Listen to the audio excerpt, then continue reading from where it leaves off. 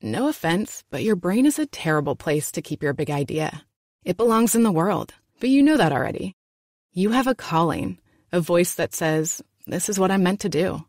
Create the website your big idea deserves with Wix. Make it your own with top-to-bottom customization, AI to help realize your vision, and built-in business tools to turn your daydream into your dream job. Wix supports every stage of the business journey except one. Your decision to begin. Ready? Go to Wix.com. Bonjour, ici Patrick Pierrat, éditeur d'InfoBref. Voici l'essentiel des nouvelles en ce mercredi 14 mai. Le Premier ministre fédéral Mark Carney a présenté hier son nouveau cabinet. Il est composé de 28 ministres, 14 femmes et 14 hommes. Toutes les provinces sont représentées au cabinet. 7 sont des élus du Québec.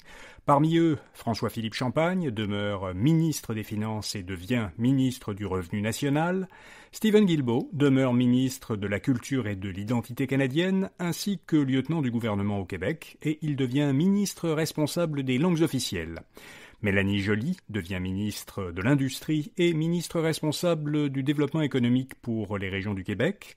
Joel Lightbound entre au gouvernement comme ministre de la transformation du gouvernement, des travaux publics et de l'approvisionnement.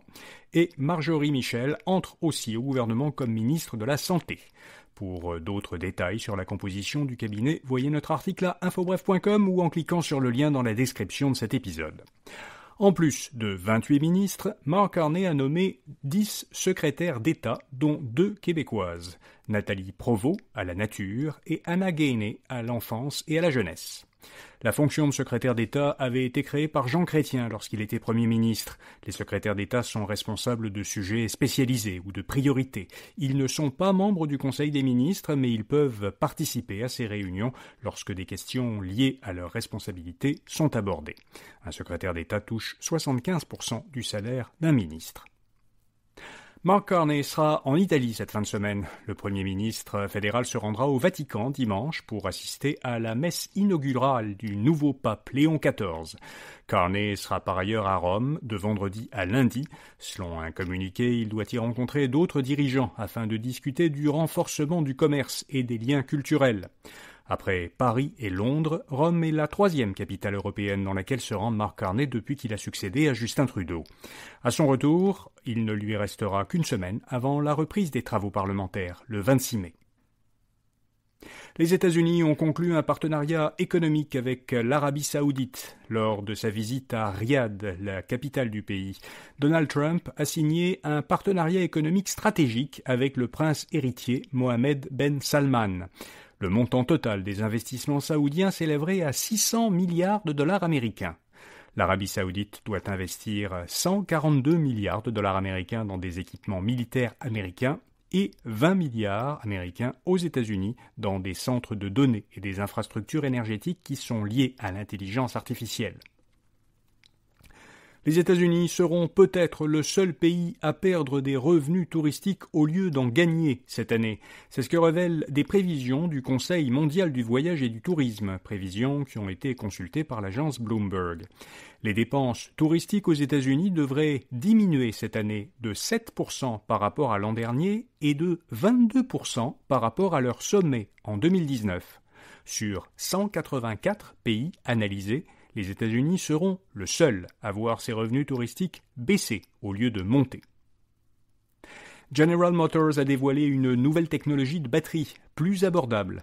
Le constructeur américain a l'intention de commercialiser, avec son partenaire sud-coréen LG Energy Solutions, des cellules de batterie qui utilisent une plus grande proportion de manganèse que les batteries des véhicules électriques actuels. Le manganèse est un matériau plus abordable que le cobalt et le nickel, 2 autres matériaux qui sont également utilisés pour produire des batteries. GM soutient que la technologie qu'il a choisie permettrait d'abaisser de façon importante le prix des véhicules et d'allonger leur autonomie, qui pourrait dépasser 650 km. La production de cette nouvelle génération de batteries ne commencerait pas avant 2027. Honda, de son côté, retarde un investissement de 15 milliards de dollars en Ontario. Le constructeur automobile japonais avait annoncé il y a un peu plus d'1 an qu'il allait construire à Alliston, près de Toronto, une usine de batteries pour véhicules électriques. Honda comptait aussi agrandir une usine située à proximité pour y construire des véhicules électriques. Mais le constructeur japonais vient d'annoncer qu'il repoussait de 2 ans ces deux projets. Il a expliqué cette décision par la demande en véhicules électriques qu'il juge trop faible actuellement. La plus grande entreprise canadienne d'échange de crypto-monnaies passe en des mains américaines. Wonderfy de Toronto était devenu un acteur important du marché en achetant ces dernières années plusieurs concurrents canadiens et en les regroupant sous les marques BitBuy et CoinSquare. C'est désormais au tour de Wonderfy d'être acheté par l'entreprise américaine Robinhood, qui exploite une populaire application d'investissement. La transaction est d'un montant de 250 millions de dollars. Elle doit cependant encore être approuvée par les actionnaires de Wonderfy et l'autorité ontarienne de réglementation des valeurs mobilières. La baie d'Hudson obtient un sursis pour rembourser ses créanciers. Un tribunal ontarien a accordé à l'entreprise l'autorisation de prolonger jusqu'au 31 juillet la période de protection contre ses créanciers. Elle devait initialement prendre fin demain, le 15 mai. L'avocat de la baie a soutenu qu'un prolongement était nécessaire pour permettre à l'entreprise de vendre ses actifs et de céder ses baux.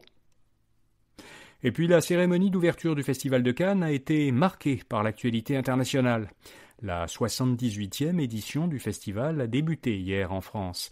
Elle accueillera jusqu'au 24 mai les plus grands noms du cinéma. L'acteur américain Robert De Niro, qui recevait une palme d'honneur pour l'ensemble de sa carrière, a vivement critiqué, sans le nommer, le président américain. La présidente du jury, l'actrice française Juliette Binoche, a, elle, rendu hommage à une photojournaliste palestinienne tuée à Gaza le mois dernier et qui devait normalement être présente à Cannes.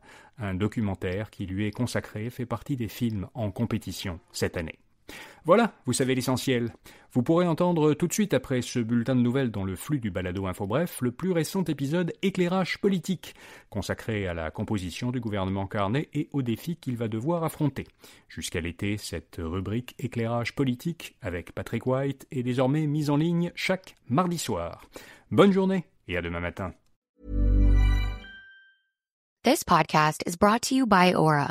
By the time you hear about a data breach, your information has already been exposed for months. On average, companies take 277 days to report a breach. That's 9 months where hackers have access to your personal data. That's why we're thrilled to partner with Aura. Aura is an all-in-one digital safety solution that monitors the dark web for your phone number, email, and social security number, sending real-time alerts if your info is found. It also includes a VPN, password manager, and data broker removal to help keep you safe. For a limited time, Aura is offering a 14-day free trial plus a dark web scan to check if your personal information has been leaked, all for free at aura.com/safety. That's aura.com/safety to sign up and protect your loved ones. That's AURA.com/safety. Terms apply. Check the site for details.